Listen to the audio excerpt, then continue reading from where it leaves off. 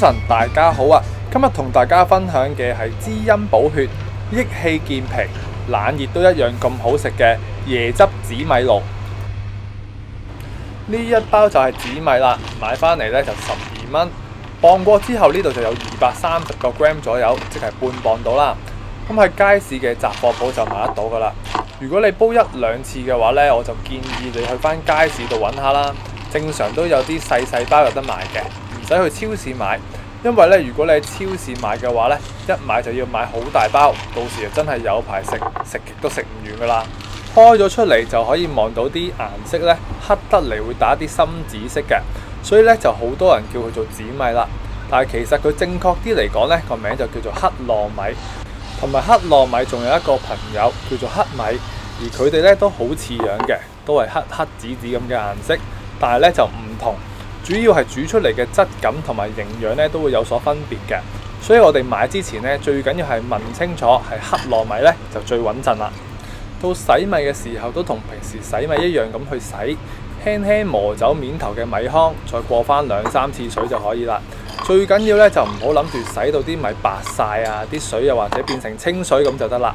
因為呢啲紫色嘅水咧其實就係紫米嘅皮質啊，就即係對人體好有益嘅物質花青素啦。到洗乾淨之後咧，就先浸水60分鐘，等佢軟身少少就會容易煲好多噶啦。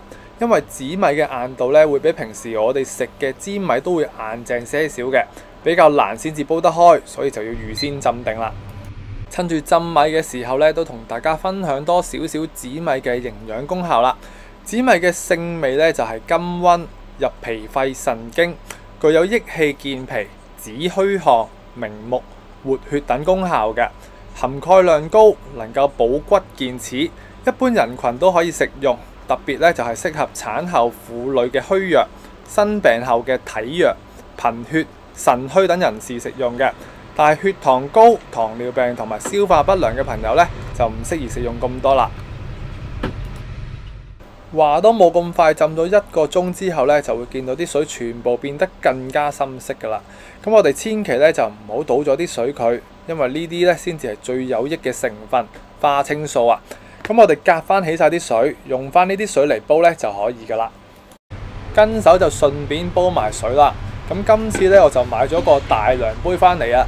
咁一個呢啲杯咧就為2000嘅毫升，希望大家都睇得更加清楚啦。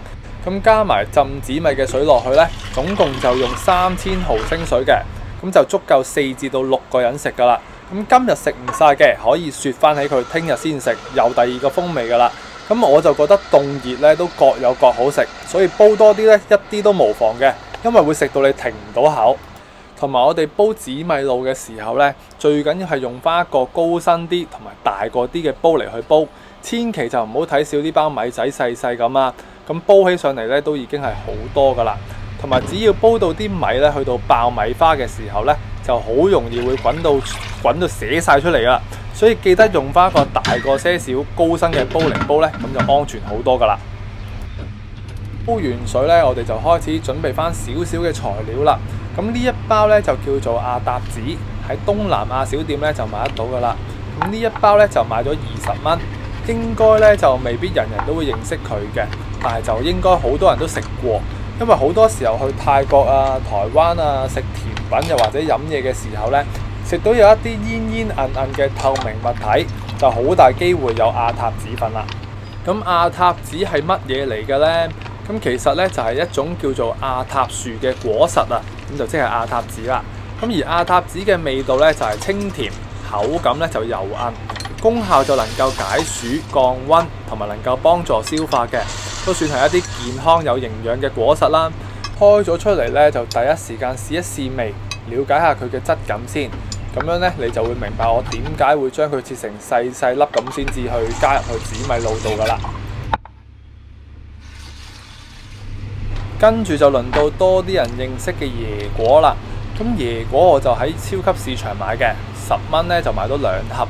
咁其實好多人咧都以為椰果就即是椰肉啊。咁其實佢究竟係啲乜嘢嚟嘅呢？咁其實椰果咧就即係用椰汁加水加糖之後咧，再加入木質醋酸菌，經過咗5至到7天嘅發酵而形成表面不溶於水、膜狀嘅膠狀物呢，就係椰果啦。之後仲要係經過消毒除菌嘅工序咧，先至可以食用嘅。所以椰果就並不等於椰肉，而營養價值咧就更加係唔需要諗咁多。不過用嚟增加少少爽爽地嘅口感咧，咁都算係一個唔錯嘅選擇啦。咁我就會將佢全部都切成細細粒咧就可以啦。切好咗之後嘅狀態就去到呢一個 size。咁其實睇起嚟咧，兩樣嘢撈埋咗一齊咧就差唔多樣咁嘅。但係食落去嘅時候咧就一定唔同，因為個口感咧差好遠嘅。跟手就過一過翻2、3轉水就可以噶啦，因為佢哋都係用一啲蜜糖水同埋荔枝水嚟浸嘅，所以都比較甜。而加咗呢兩樣食材做出嚟嘅紫米露咧，個口感同埋層次咧都會豐富咗好多。咁就唔需要成日都淨係識用糖水嚟去煲紫米，咁單調咁冇層次啦。講翻個鏡頭先。咁而家咧就水滾咗噶啦，咁我哋跟手咧就可以放埋啲紫米落去。期間咧不時我哋就攪一攪個底部啦，因為佢啲紫米咧都比較最底嘅。咁到佢滾起嘅時候咧，我哋就可以夾翻一個大火，先煲佢15分鐘先。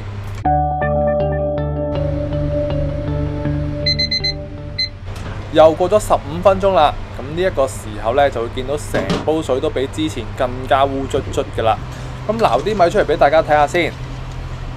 依家啲米咧就原封不動，仲係好硬淨、好完整咁一粒粒嘅。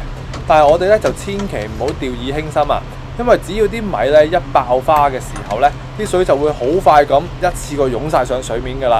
咁依家我哋就加多對筷子，隔起個煲蓋，以防止啲紫米一爆花嘅時候咧，都預留翻啲空間俾佢走氣，咁就唔會咁容易湧到周圍都係泡泡噶啦。跟住我哋就半冚蓋煲多30分鐘，期間得閒呢，一定要睇下佢，搞下個煲底，因為紫米咧係好黏好黏嘅，好容易咧就會黐底，一黐底咧就前功盡廢噶啦。講翻個畫面先，依家咧就過咗30分鐘噶啦，咁喺呢30分鐘裏邊咧，我總共就攪底咗3次，即係每隔10分鐘咧就要入去攪一攪噶啦。咁大家可以留意下呢個煲邊呢就會有少少爆米花嘅痕跡啊。再望下啲米粒呢，其實都仲叫做完整，但係見翻個煲邊有啲米花嘅痕跡呢，就代表咗佢啲米就係時候開始爆米花嘅時候啦。咁喺呢個爆米花嘅時候呢，我哋就更加要去留意佢多啲，小心啲佢黐底啦，同埋會湧出嚟嘅。望一望個煲蓋呢，就更加清楚爆米花嘅威力啦。咁呢個時候呢，我哋就晾翻起個煲蓋，煲多15分鐘呢，咁就可以噶啦。又過咗15分鐘啦，咁呢一次嘅對比呢，同頭先就真係差好遠啦。啱啱啲米呢，都仲係一粒粒好完整嘅，咁呢一次啲米花爆開晒之後呢，就成煲都已經係糊晒噶啦。所以大家喺呢15分鐘呢，記得要睇實啲佢，因為越糊嘅狀態咧就越係容易黐底，大家留意下就可以啦。咁而家筆俾大家睇下咧，就會望到啦。嗱，就係15分鐘前後嘅對比，結塔塔咁嘅。之後咧就可以攞一罐細罐裝嘅椰漿俾大家望下啦。咁一攪落去咧，就成個感覺都會唔同晒，變翻我哋大家都熟悉嘅紅豆沙咁嘅稀結度噶啦。一落咗椰漿之後咧，我哋第一時間攪翻勻佢先，咁樣咧就會即刻冇咁容易燶底噶啦。因為剛才淨係得紫米嘅稀結咧，係真係非常之容易燶底嘅，咁大家一定要留意多啲啊。跟住咧，我就會落多一片嘅黃色片糖。咁如果冇黃色片糖咧，可以用翻平時嘅普通片糖啦。咁落黃色嘅好處咧，就會做出嚟個顏色就會淺色啲，唔會話好似黑掹掹咁啦。跟住咧，我就會落多一罐細罐裝嘅椰漿落去嘅。咁點解唔一次過落晒2罐落去呢？頭先咁係因為如果我一次過落晒2罐落去嘅話呢，大家就見唔到個稀結變化同埋個顏色變化啦。所以呢，我就分開咗2次嚟落俾大家睇嘅。咁大家落翻2罐細罐裝嘅椰漿呢，就可以做到呢一個效果噶啦。最後就加埋椰果同埋亞塔子入去，一邊煲嘅時候呢，就一邊攪底。再一次滾起嘅時候呢，咁就大功告成，完成咗噶啦。好啦，今集嘅椰汁紫米露呢就完成咗啦，希望大家都中意啦。雖然好多人都話呢個菜式呢好容易整啊，不過我就覺得唔算係太過簡單啦。同埋大家記得一定要小心，跟住煲瀉水，到時咧就真係有排你洗，有排你抹啦。最後，如果中意今集嘅椰汁紫米露製作詳細解說，又或者已經試過整嚟食，覺得好食嘅朋友呢，記得俾個 like，有你嘅支持就係我嘅拍片動力啦。